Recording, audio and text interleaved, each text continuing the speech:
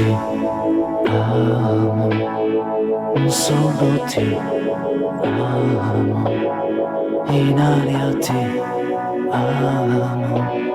Se viene testa vuol dire che basta, lasciamoci, ti amo, io solo ti amo, in fondo un uomo che non ha freddo nel cuore nel letto, comando io ma tremo davanti al tuo seno, ti odio e ti amo, è una farfalla che muore sbattendo le ali, l'amore che a letto si fa. Per i ragazzi della mia generazione Ti amo ha segnato la svolta anche non solo dal punto di vista della composizione musicale, ma anche del testo. Lei prima diceva appunto che c'è stato un cambiamento totale, lo stesso Fontana gliel'ha riconosciuto. Cos'è cambiato in quegli anni? Guarda, per me sono cambiate tantissime cose in quegli anni. Ti amo è sicuramente un testo, se vuoi, di flash della vita, eccetera. Credo che abbia un qualcosa di molto particolare perché ho incominciato a scrivere delle canzoni pensando molto di più al suono delle parole e del testo. E questo ha fatto sì che sono nate canzoni tipo Ti amo, ha fatto sì che sono nate canzoni tipo Tu, Gloria stessa, voglio dire, è comunque un suono, mi spiego.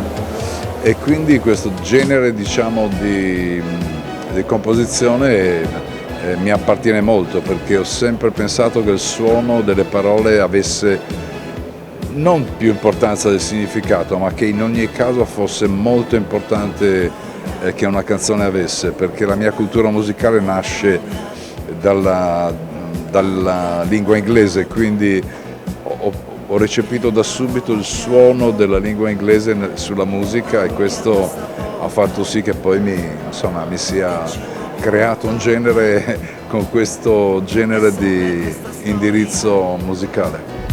Che lei la chiamo Gloria, Gloria sui tuoi fianchi, la mattina nasce il sole, entra odio ed esce amore, dal nome Gloria.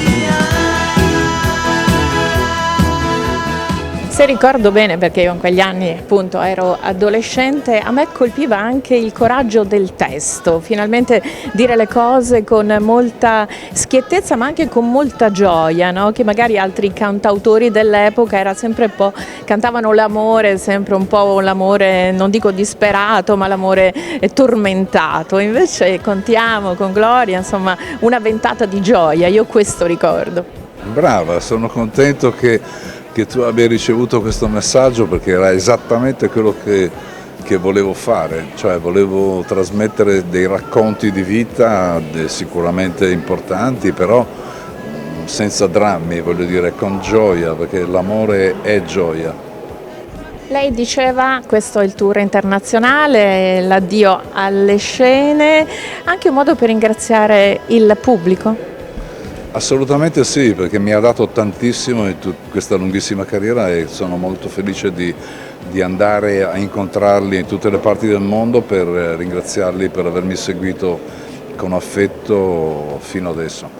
Lei poi riconosce anche di essere stato un po' indisponibile nel passato, forse vittima un po' del divismo legittimo che 80 milioni di dischi venduti comporta.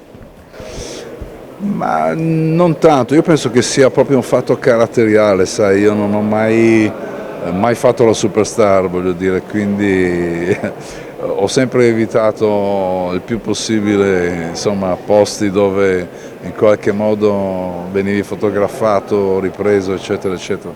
Ma è un fatto caratteriale, infatti sono sempre stato anche molto timido, quindi adesso lo sono un po' meno, però prima lo ero veramente molto, e quindi, cioè, e poi c'è anche un'altra cosa che molti forse non sanno. Io sono anche molto pigro e quindi, e quindi mi sono anche dato poco sotto l'aspetto televisivo, l'aspetto stampa, l'aspetto video, eccetera, eccetera. Ho sempre vissuto la mia professione come una cosa mia, sì, che poi andava a tutti, però voglio dire, hai capito, l'ho vissuta in questo modo e per questo sono stato spessissimo indisponibile. La Piazza San Marco, questo palcoscenico di Venezia, che cosa rappresenta? Lei che ha calcato i palcoscenici del mondo, i più importanti.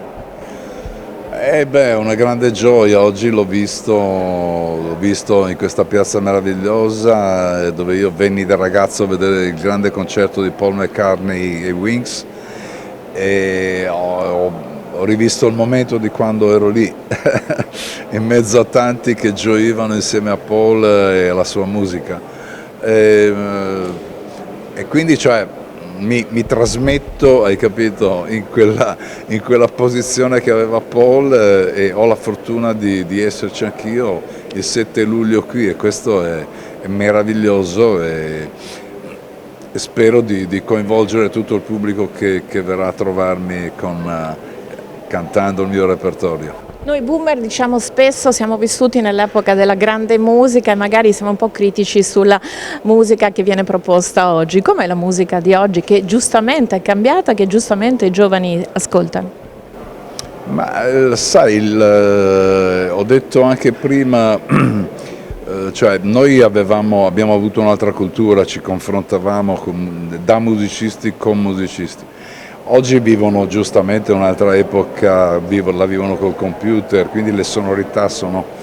Noi dovevamo cercare una sonorità originale e dovevamo avere anche una personalità vocale, peraltro. E oggi invece questo non c'è più, cioè il suono è quasi uguale per tutti. Vocalmente, voglio dire, non ci sono questi grandi timbri originali. Però è la musica di oggi, i ragazzi vogliono quello e quindi è giusto che sia così. È davvero un addio alle scene? Ma penso proprio di sì, penso che sarà così e penso che comunque è un tour molto lungo perché si parla di 1 anno e mezzo, 2, poi può diventare anche più lungo come quello di Elton John, non lo so. Benvenuto a Venezia. Grazie infinite. Zingaro, voglio vivere come te, andare dove mi pare, non come me. E quando trovi uno spiazzo nella città, montare la giostra e il disco di un anno fa. Zingaro, senti l'ossido di che sa, attento a non ammalarti di civiltà. Tua moglie col parrucchiere e quel che